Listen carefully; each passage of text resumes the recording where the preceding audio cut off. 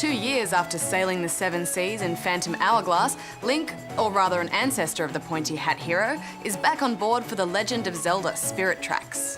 The boat has been swapped for a train. I'm giving it 8.5 out of 10 rubber chickens. I think we need to go into a bit more detail than that. Really? Instead of cruising the waves, you'll now be exploring the world via railway. Yes, this game is on rails. As the introductory story explains, the train tracks are actually magical shackles keeping a demon king bound within the earth. As these start disappearing, it's up to Link to restore them, which in turn helps you rebuild a spirit tower where all the lines converge. Now, if the slow sailing in Phantom Hourglass bothered you, then you're not going to be much happier with the train driving here because it follows a similar formula. There's still a lot of dead time as you sit watching a train get from A to B, which really started to do my head in. As with the boat in the last game, at least you can fire off cannonballs, so there's something to play with as you chug about. There are warp gates which let you teleport to different quarters of the map, but I agree with you, Hex, it takes ages to get anywhere, and pretty soon you get tired of shooting at boulders, seagulls and signposts. There's also countless pesky critters who threaten to end your game if you don't babysit your train all the way to its destination.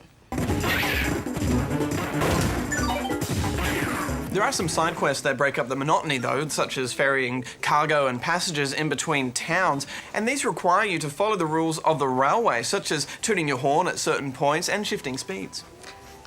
Yeah, exciting. I don't know, maybe the train driving is just a boy thing.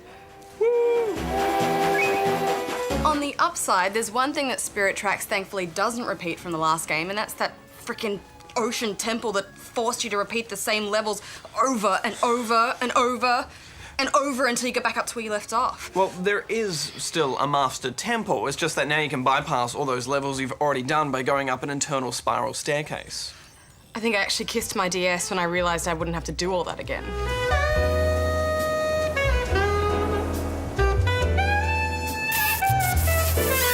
There are a lot of similar elements between this and the last two games. Beetle is back with his loyalty cards system, and there's treasure items such as pearl necklaces and things you can hoard. You can upgrade the look of your train just like you did with the boat in the previous game, and there's a Nuki matching too. Plus there are a few returning characters, even though it takes place 100 or so years after the last game. Nico is back as a crusty old man, and you meet the son of Linebeck. I guess it doesn't hurt development time to recycle a few old assets. There are puzzles here which will stump you in your spirit tracks, and it's quite fun working them out. And of course, sniffing out secrets is as addictive as ever. I liked some of the puzzles that involved controlling both Link and a companion, like those big armoured dudes. The touchscreen control makes it pretty painless to control both Link and draw lines to direct the path of your companion. Link also has a few new toys to play with, such as the wind-creating fan thinget. It's called a whirlwind badge. Yeah, that's the one. Also, there's some which are more central to the game, such as the flute, which you use by blowing into the DS microphone, and this can awaken statues, heal yourself up, and reveal hidden objects.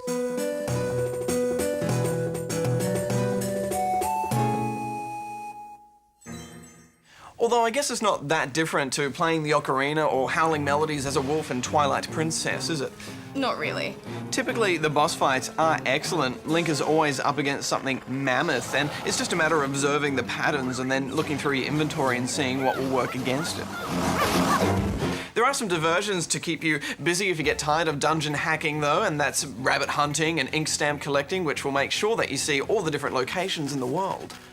The cornerstone of the Zelda experience is solving puzzles, and there are some really well thought out ones in Spirit Tracks, no question.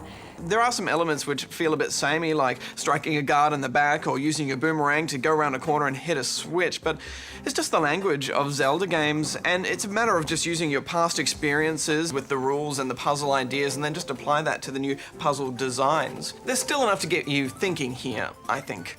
Okay, so what about battle mode? Yes, separate to the main adventure is a multiplayer battle mode that sees 4 Links head-to-head in a gem-grabbing rumble. It's not quite Bomberman, but it is a bit of a laugh lobbing a bomb into the back of someone's head just before they grab a bunch of gems. And it's always nice to have an option for shenanigans. I do like shenanigans, and I love the word shenanigans. While I don't think the Zelda team is totally creatively bankrupt, I was expecting, or at least hoping, for something significantly different from the last game, but this is no real departure.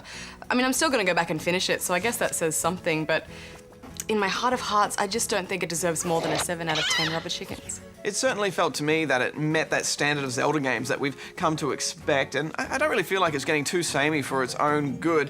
You won't be disappointed, especially if for some freakish reason you've never played a Zelda game before. I'm giving it 8.5 out of 10 rubber chickens.